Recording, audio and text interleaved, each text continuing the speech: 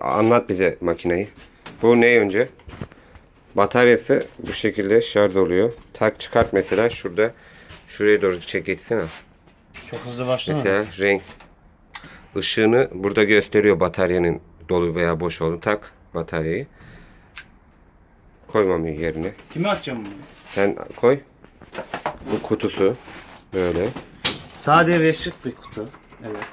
Bu şekilde. Tamam abi. Koyuyoruz.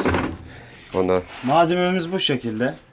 18 kademeye kadar, yani 10 milim kadar uca kadar girişi var.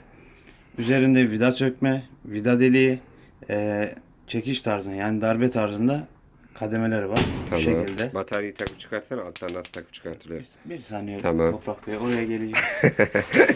Peki Muhammed Bey.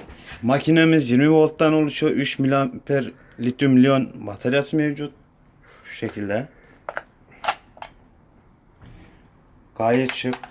Bize ele geliyor. Ayrıyeten buraya takma yeri yapmışlar. Çok başarılı bir ürün. Ürünümüzü teste geçelim. Test edelim. Şu şekilde.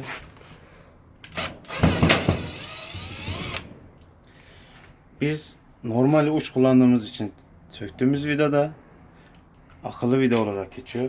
O yüzden biraz sıkıntılı. Yani bunu fazla problem etmeyin. Şu şekilde. Demire yapalım Muhammed. Muhammed Ne Bey. yapalım? Toprak Bey. Videoyu durduralım 2 dakika. Gördün mü? Tork arttı değil mi? He. Yo yo. Şeyde aynı. Delikte aynı. Vidalamada farklı. Ha. Vidalamada farklı. Tamam. Şu şekilde. Demire vidalayalım. Demir bakalım. malzememizi de gösterelim.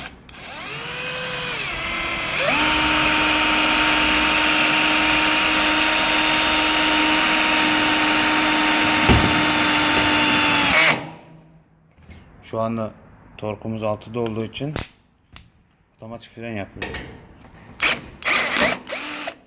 Çok başarılı bir şekilde bence çok güçlü bir şekilde deldi bence demiri. Buldozer diyoruz.